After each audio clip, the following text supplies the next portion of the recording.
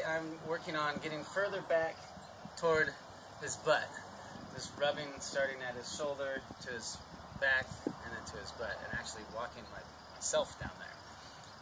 And when I first started doing it, he was, pretty scared and pretty upset about it. So anytime I would start walking a little further toward his hind end, he wanted to take off running. But I'm using the technique that I showed you yesterday, which is every time he moves, I make him move more. And now he's gotten to the point where he's kind of 50-50 on it. He'll let me do it sometimes real solid, and then sometimes he wants to take off still. So let me show you the progress.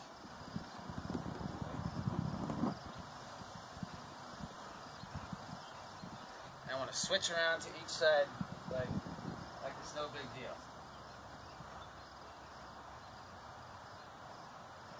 So this is great for him because it builds confidence for me to just be moving around and walking around him, and he's just having to stand here and handle it.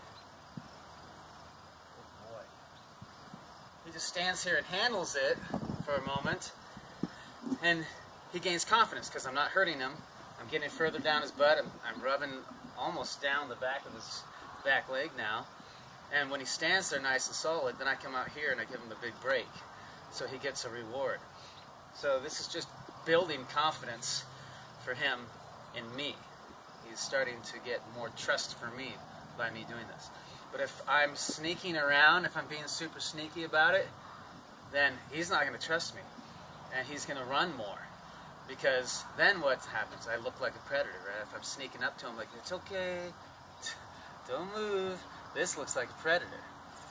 So I have to not look like a predator, but he also has to handle me moving around. So that's why I'm just kind of moving around like it's no big deal. Trying to make it so I just come in, touch him and pet him, walk out, switch my hands like this is nothing. So I'm doing this like he's a domestic horse almost, right? So for him, I am super, super calm, and I'm like, this is normal. And so he's looking to me like, why are you so cool and chill, and this is all normal? Well, because it is. And that's what I'm trying to teach him, is that this is all right, it's normal. But if I come into him feeling like, all right, shaky or whatever, not calm, kind of anticipating maybe he's going to move or do something, well then he'll feel that, and he probably will do that. See? So let me show you the difference. If I come in here slow, watch what happens.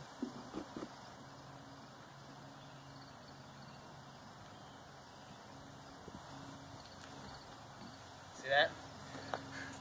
He's super like, whoa, what do you do? It makes it completely different for him. But when I come in confident, just that I'm going to touch him, then it's a lot better. So that big confidence thing is huge for these horses. You cannot act like a predator, which we are. Humans are predators. So you can't act like one with them. Anyway, so I'm just practicing on that today, trying to get further and further down his back legs. And so I'm doing the same thing now with his front feet.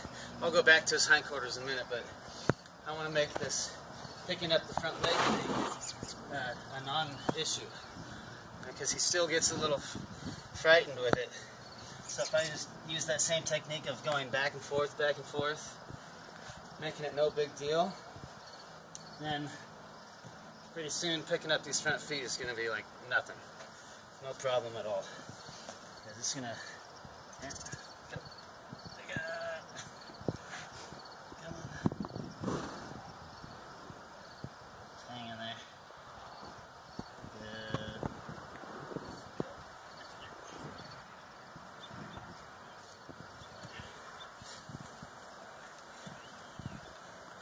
But the point is to get it to where he's not running away, which he's not doing, so that's good.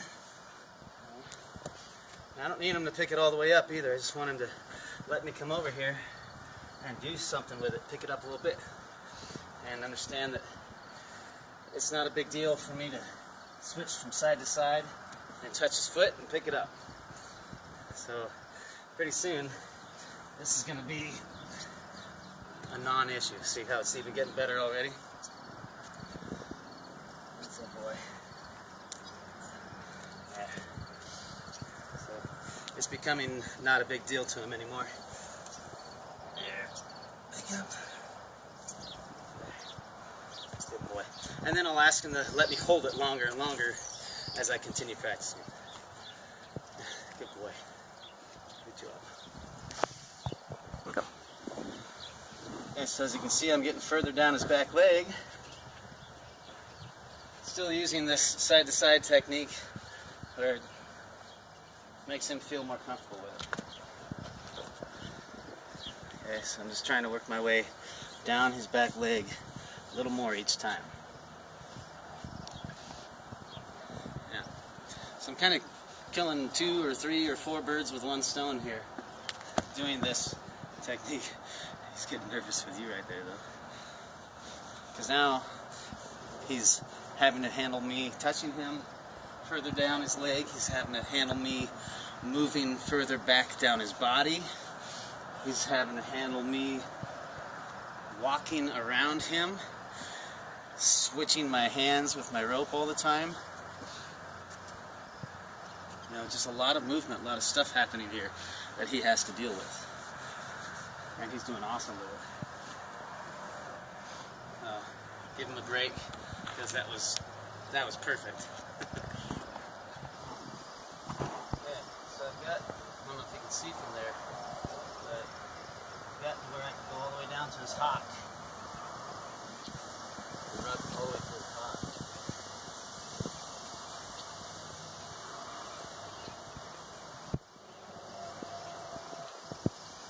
Let me bring him over here and turn him so you can see.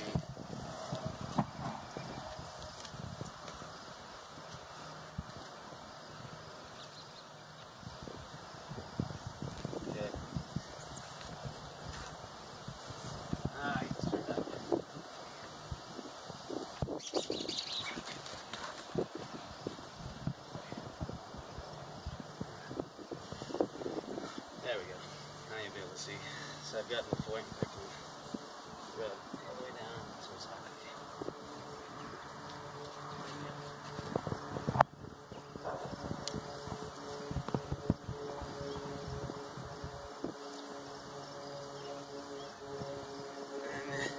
And notice the position that I'm standing in when I do this.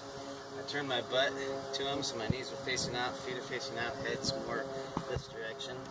Because if he kicks out at me right here, he does one of those kind of sideways cow kicks, he can hit me, and it'll buckle my knee this way. If I'm standing this way, it'll do a lot more damage. And then just having my head further away is a good idea. Yeah, working my way down his leg.